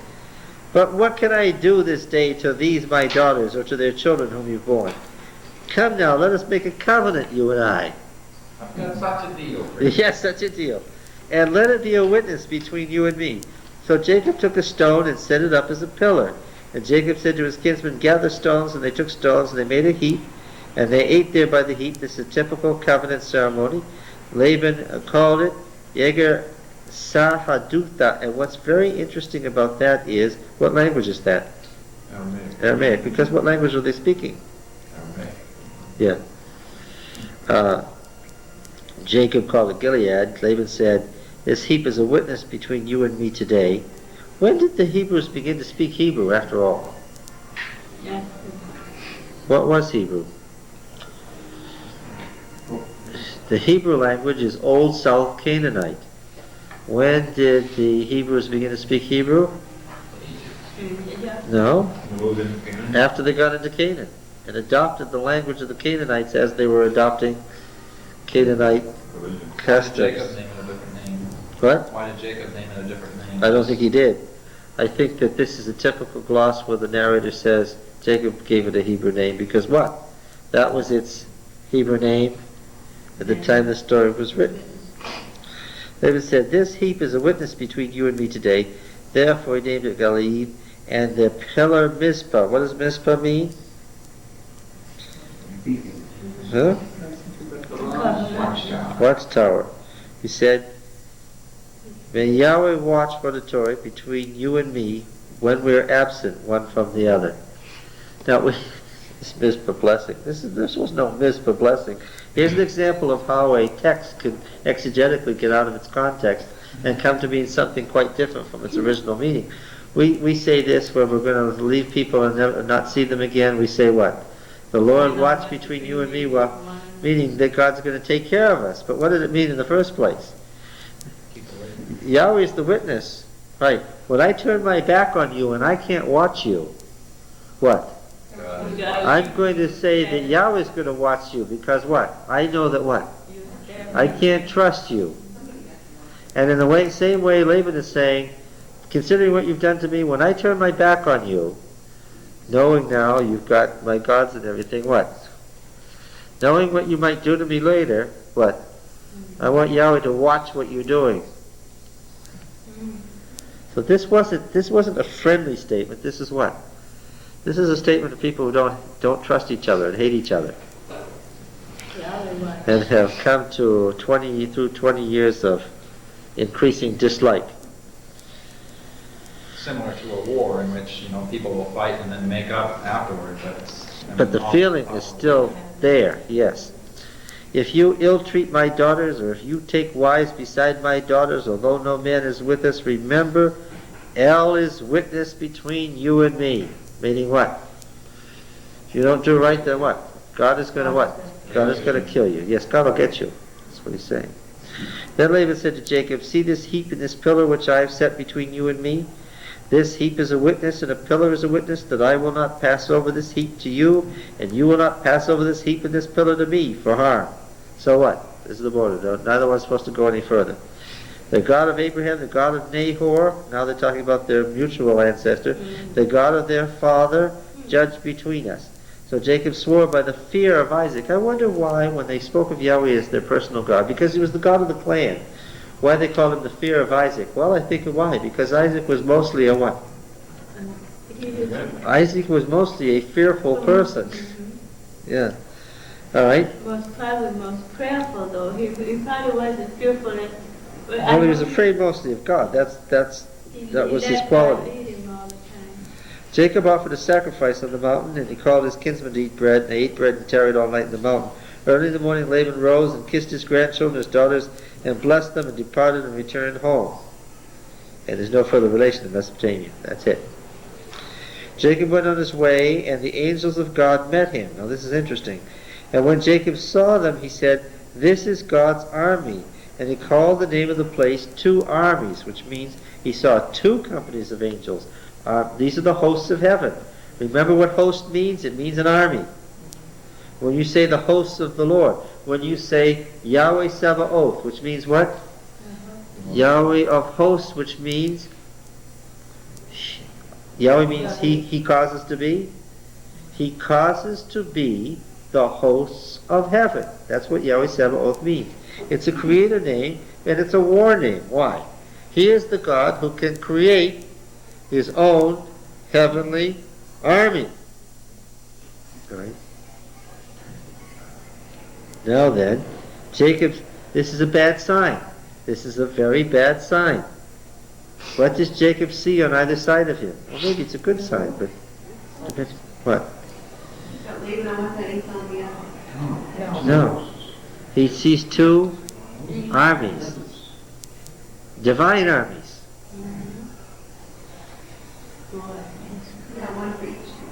So it appears that God is judging in favor of Laban to him. Well, now look. It depends on how Jacob interprets this. He's got an army in front of him and an army behind him, and they are the superhuman divine armies, and he knows it. That means stop and do something else, right? Well, maybe God's come to surround him to protect him, or maybe, what? You see, he's been away for 20 years, and what was the circumstances under which he left? He had stolen his brother's birthright, and killed his father. How else can we say it, right? He's stolen his brother's birthright and killed his father. Now after 20 years, he had succeeded in getting the upper hand on the devious Uncle Laban, and done what? In the end, what had he done? He'd stolen his wealth too. And his wives, what? Had also cooperated in stealing the father's wealth. Now, this record wasn't exactly a shining example of good character development, right? Now, the two armies, maybe they're good and then maybe they're bad, but what happens immediately? How are we to interpret this? Jacob sent messengers before him immediately to Esau, his brother, in the land of Seir, that is in the country of Edom. What's he going to try to do? Make peace, instructed him, thus you shall say to my lord Esau, referring to his brother as what? The true heir, and what? The one to whom he owes obedience. Thus says your servant, your slave. Servant is such a soft word in English, doesn't come through. Thus says your slave Jacob, I have sojourned. Notice that. But wouldn't servant be a good word, though, because that's... It's not strong enough. Yeah, but a servant does because they have to do, and they have to act like they are enjoying. A slave doesn't. But a slave is owned. But he doesn't have to like it. He can have a pouty face if he wants. But a servant has to pretend it's nice. No, I think that a slave is owned, and that's the point that he's making here. Okay. Lack of freedom. Why does he react this way? Is it in fear of the two camps of angels? Oh, I think the two camps of angels, which are the context in which this happened, tells him that what? It's time for him to do what? Repent. It's time for him to straighten out Look at it. the mess. Because Yes. he's just gone through this Mr. thing with Yes, with Laban, That and must be which was scary. very unpleasant, and Laban was ready to kill him, and he saying to himself, God is very displeased with me. I've never straightened this mess out in 20 years, and God may do what if I don't shape up? God may just kill me. So he says it's time to really straighten this out. And he says, I've sojourned with Laban till now, and I have oxen, asses, flocks, menservant and maidservants, and I have sent to tell my Lord in order that I might find favor in your sight. It's a very clear statement, direct, no fiddling around with no deviousness, right? And the messengers returned to Jacob saying, we came to your brother Esau, and he is coming to meet you, and 400 men with him. Oh no. But distress. Oh, 400 men. How could you interpret that? This is his response to, I'm trying to find favor in your sight. I mean, with a lot of And he cattle. sends the servants back to tell him, I'm coming to meet you with 400 men. That was the size of Abraham's army. Yes, and these men are all retainers of households. So this is the entire country of Edom coming to do what?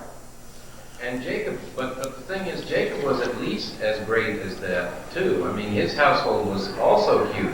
Yes, And that's yet exactly right. But he's what? Moving out again. He's the, yes. And Esau is what? Is the man of war, yes. And Jacob is what? The cattleman. He's hard fails. What's he going to do now? Here comes the brother with 400 men. What's he going to do? Right? All his sheep, all Jacob his doesn't cattle, even have the all his household of his children. father at this point, though, does he? No. Just starting out, actually. No, he doesn't have the wealth of Isaac.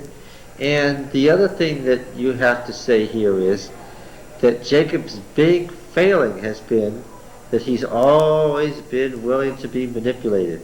Now he took some daring when he finally, after 20 years, broke free of Laban. But Laban came after him and that scared him, and now he's going to try to make peace with his brother. Who does have Isaac's wealth at this point? The retainers, the family retainers, Laban's wealth? See, Isaac's wealth. Is Esau? No, Who controls that? to the retainers who were left when Isaac died. Yeah. Is the author contrasting Yeah, the faith yeah. of Jacob with the faith of Abraham? I mean, Jacob here, when he wrestles with the angel, which is his great thing of faith, I mean, he's camped on all sides. He's almost... He's surrounded. But Abraham was willing. Yes. Now the in a other, sense, compared to... yes, but his problem is that he's too much like his father and that he's fearful and he's never developed a character strong enough to take a stand for what's right. If he'd been a strong character, he would have told to Laban, I've had enough. I'm ready to kill you and all your sons. I'm so angry with you. But for the sake of my wives, I'm not going to do it, but I've had enough of you, and you're lucky that I'm just going to leave. Right? That wasn't his method. And he'd tell him, and don't follow me or there'll be big trouble. But that simply wasn't his method. Right? He snuck off. Yes? Now, it says Jacob was greatly afraid and distressed. And this is the big crisis of his life. Right? He divided the people who were with him and the flocks and herds and camels into two companies, thinking if Esau comes to one company and destroys it, then the company which is left will escape. Now, he's not only got the burden of his own life, but what? All the wives and the children and the dependent families and the flocks and everything. And you see, there's no way he can escape it. All of this that he has is about to be destroyed, and his children are going to die, and his wives are going to be killed. Why? because of his own action, right? And worse than that, 20 years. What was the problem? 20 years he had to do what? Straighten it all out. Just send a message to his brother. I'm having a real hard time up here, and things aren't going that well for me, and I know it's my fault because of the way I treated you. And I've been thinking it over and as sorry as I can be that I ever got myself into this mess by treating you the way I did. And you just take the birthright. I don't want it anymore. It was yours in the first place. If you'd done that, then when he went back, he wouldn't have had any reason for alarm. But his silence toward his brother. Now, of course, you've got to remember, Yahweh is always operating on multiple levels. Jacob is what? Son of the covenant. Jacob is himself, but what else is he? He's the covenant people. What else is he? He's every man, yes, who messes himself up. He's Jacob, the historical Jacob. He's every man. What else is he? Is he Israel? He's the nation. Yes, and who is Esau? Esau is Edom. And this is not only a discussion of the relationship between two brothers, what else is it? It's a discussion of the ongoing tumultuous relationship between Israel and Edom. Right? Because remember, the rivalry between Israel and Edom was a big deal in the 15th century. Right? These are two nations. And he's discussing the relations, or the proper relations, between Israel and Edom here. So is this about Jacob and Esau, or Israel and Edom? Both, yeah. Those questions are wasted anymore. Jacob said, O God of my father Abraham, and God of my father Isaac, O Yahweh, who did say to me, return to your country and your kindred, and I will do you good. I am not worthy of the least of all thy steadfast love, and all thy faithfulness which thou hast shown to thy servant. Well, that's a lot better than, if you'll give me clothes, and if you'll give me food, and if you'll give me this and that, then I'll let you be my God, and I'll give you a tithe. Right? So this is much better. With only my staff I crossed the Jordan, and now I become two companies. Deliver me, I pray thee, from the hand of my brother, from the hand of Esau, for I fear him, lest he come and slay us all, the mothers with the children. I like that too. Why? He's gotten less what? As he's gotten older through experience, he's gotten less selfish and less self-centered, and he's not living his whole life like the boy that we saw. Everything that touches him isn't personal. Yes. Yes, that's true. He hasn't sent Rachel and her children back to leave Leah there to get murdered. He's worried about all the children and the wives. But thou didst, huh? But Rachel's still his favorite because Oh, yes. he made the line, I guess, Yes, had her last. First, Absolutely. last. But thou didst say, I will do you good and make your descendants as the sand of the sea, which cannot be numbered for multitude, quote to the original promise to Abraham, which was renewed to Jacob. So he lodged there that night and took from what he had with him a present for his brother Esau, 200 she-goats and 20 he-goats, 200 ewes and 20 rams, 30 milch camels in their coats, 40 cows and 10 bulls, 20 she-asses and 10 he-asses. What is he giving his brother? Yes, he's giving him a vast fortune. These he delivered into the hands of his servants, and every drove by itself, and to his servants, pass on before me, put a space between drove and drove. He instructed the foremost, when Esau my brother meets you, and you ask, to whom do you belong? Where are you going? Whose are these before you? Say, they belong to your slave Jacob. They are a present sent to my lord Esau, and moreover he himself is behind us. He likewise instructed the second, and so forth. For he thought, I may appease him with the present that goes before me, and afterward I shall see his face. Perhaps he will accept me. So the present passed on before him, and he himself lodged that night in the camp. So what's happening to his wealth? His wealth is all flowing out to what? He's losing it moment by moment to what? To Esau. So what happens to his covenant blessing? He's giving it back to Esau. The same night he arose, he took his 2 wives, his 2 maids, his 11 children, and crossed the ford of the Jabbok. He moves back north of the river. Why? Because Esau's coming up from the south, from Edom. He recrosses the fords of the Jabbok so that they can be on the other side. And then he does something, and likewise everything he had, and Jacob was left alone. Now, this is the bravest thing he ever did in his life. He sent everything he had back north, but what? He stayed there at the fords where Esau and his army would have to cross. So that what? That the curse would not be on them, but on him. If he was going to be destroyed, he'd be destroyed. This is the bravest thing for a man who's a frightened man. This is the bravest thing imaginable. What's he doing? He said, let me stay here and be killed. Let me stay here and be killed. I'll save my family. Well, so this is the moment of truth. He's only 60-something years old. Well, he's learning. Give him time. Did he also trust in God, or he's not anywhere near that? Well, he's begged God for help. He doesn't know what help is going to come in, and nothing has happened. And he obviously interpreted the 2 armies as a good sign or a bad sign by now. As bad. Yes, because he says that God is obviously with him or against him.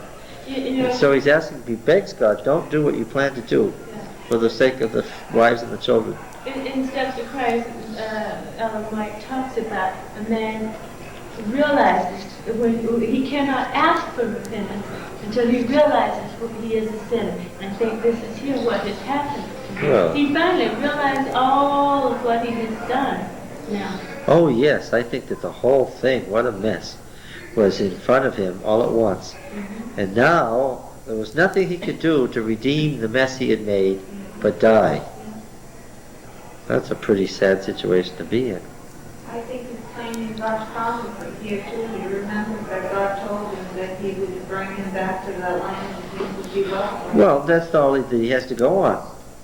Right? He has nothing else to go on but God's promise at this point that you said you would do me good. Mm-hmm. And what's happened so far? Laban has come from behind to kill him, and what? Mm-hmm. Esau has come from in front to kill him. So now, there is no question that he's got to rely on God to get out of this. Why? Yeah, that's right. This is his real extremity. And the amazing thing about it is he faces up to it. Mm-hmm. So he can make him heroic, finally. He faces up to it. And then it says, a man wrestled with him. And I don't need to read any further to know it's in the darkness. Who's the man? And don't say God. Who's the man? Who does he think it is? Esau. Esau. He thinks that his brother has come alone in advance of his army to do what? Mm-hmm. To personally kill him. Now, this tells me something very interesting. All these years, while Jacob has been afraid of his wives and his uncle and his cousins, the uncle's sons, Laban's sons, he's been afraid of all of them, but now I know why he stayed there 20 years. Mm-hmm. Yes, he's afraid of Laban, he's afraid of Laban's sons, he's afraid of his 4 wives, but what? He's most afraid of Esau.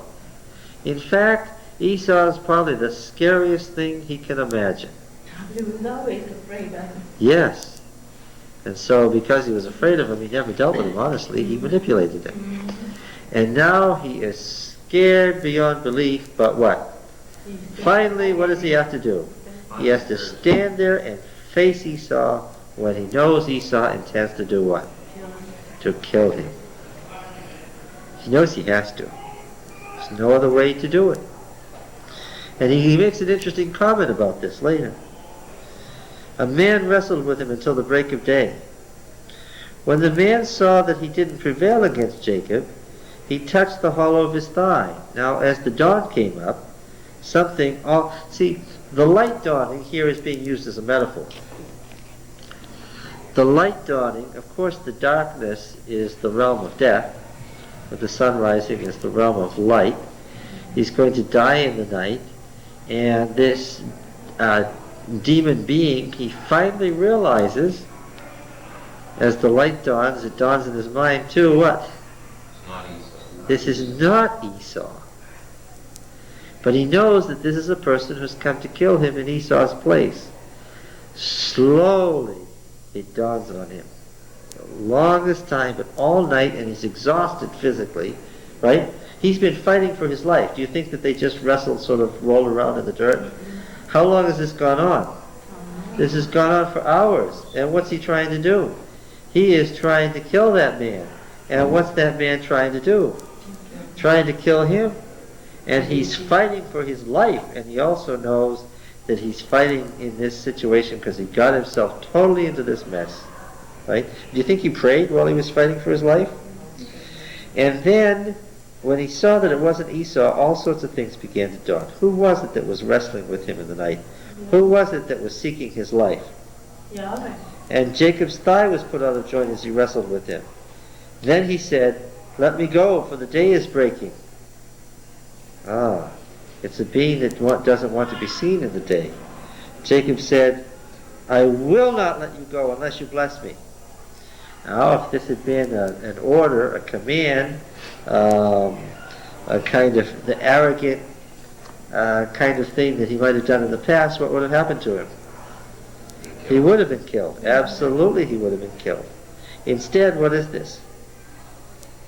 This is not a prayer for the kind of blessing to give me food, give me good clothes, give me a place to lay my head, I'll give you tithe. That's not what he's talking about. What? He's saying that my life is a mess, and what? This whole thing has been a mess, and what do I need?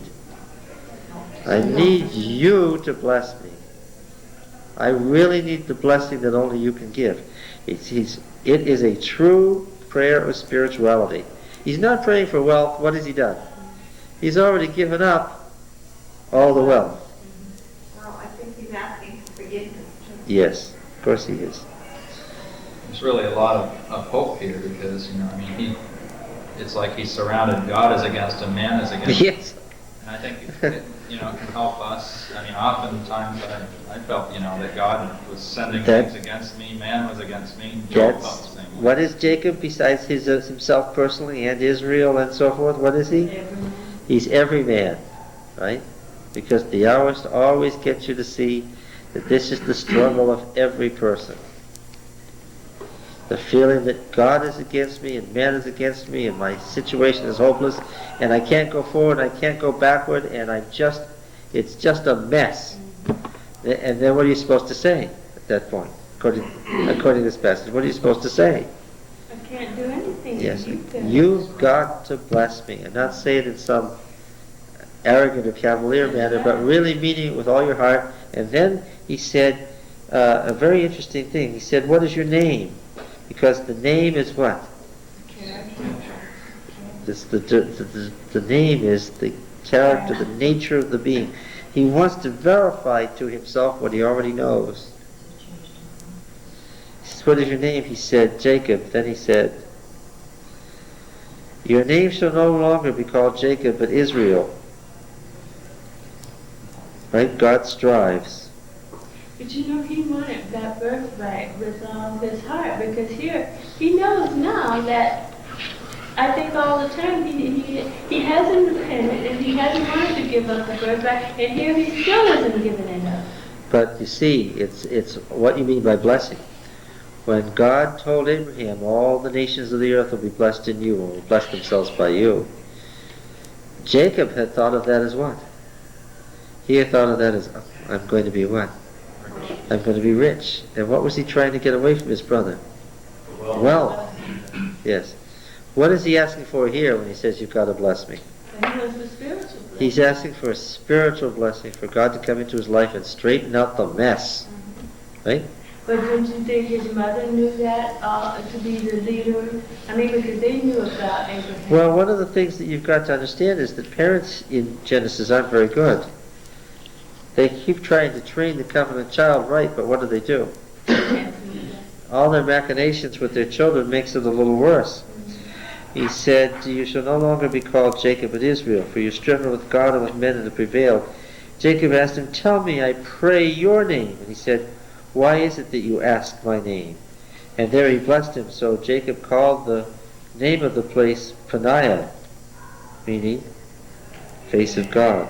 For I have seen God face to face, and yet my life is preserved. He came face to face with God, and of course, the author means that on multiple levels. The sun rose on him as he passed Peniel, limping because of his thigh. Therefore, to this day, the Israelites don't eat the sinew at the hip, on the hollow of the thigh, because he touched the hollow of Jacob's thigh and the sinew of the hip. Jacob lifted his eyes and looked, and behold, Esau was coming, and 400 men with him. But now this is okay now. So he divided the children among Leah and Rachel, the two maids. He put the maids in front with their children, then Leah and her children, Rachel and Joseph last of all, and he himself went on before them, bowing himself to the ground 7 times until he came near to his brother. But Esau ran to meet him and embraced him and fell on his neck and kissed him, and they wept. Having totally misinterpreted Esau's, because he misunderstood Esau. You see, the thing about the blessing, what he never understood was, what? The blessing that Isaac gave Esau, to be away from men, to be a wild man, your hand against every man and every man's hand against you, was what? It was what Esau had wanted. He had become a great hunter, and he wanted what? He wanted that wild life. And the idea of being at home in tents, keeping flocks, what? He did not like it. Oh, is that anything that Esau wanted? Not at all. What he wanted to do was see his brother. And was he happy that the brother was domestic? Oh yes. Because what? It was a complementary to what? This goes back to what Esau was, though. He did things impulsively and forgot. Yeah. I mean, like it wasn't really all that. No, he would. Did him and forgot him. He was wild angry at Jacob, but tomorrow it was. After he went out on the next hunt with his friends, the next marauding band, Probably all for the best. wasn't anything he wanted anyway. Right? It was interesting to him to see his brother and to recall the family life that they'd had. Right? Do you think he brought the 400 men because he said, hey, come on, let's go meet my brother? Oh, I'm sure, absolutely. You see, the thing that Jacob didn't understand was that Esau was proud of him. And he wanted all these wild men to see his domestic brother and become so rich.